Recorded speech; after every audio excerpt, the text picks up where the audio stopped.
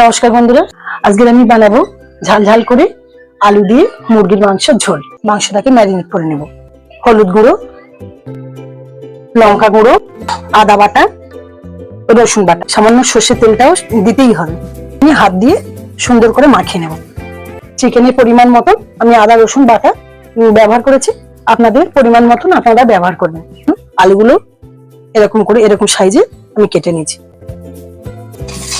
হলুদ দিয়ে লাল করে ভাজা হয়ে গেছে, এবার আমি তুলে নেব।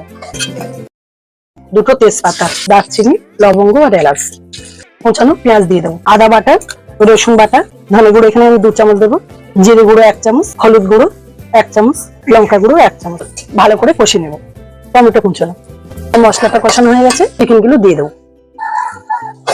আমি কিন্তু এখনো মাংসে লবণের ব্যবহার করিনি, আগে কিছুটা ভালো করে কষে নেবো, তারপরে লবণ দেবো। তারপর লবণ দিলে মাংসের ভিতরে যে জলটা থাকে সেগুলো বেরিয়ে গেলে কষাতে অসুবিধা হয়। মরিচ গুঁড়ো দিয়ে দেবো, একটু লেবুর রস আর ভেজে রাখা আলু এই সময় দিয়ে দেবো।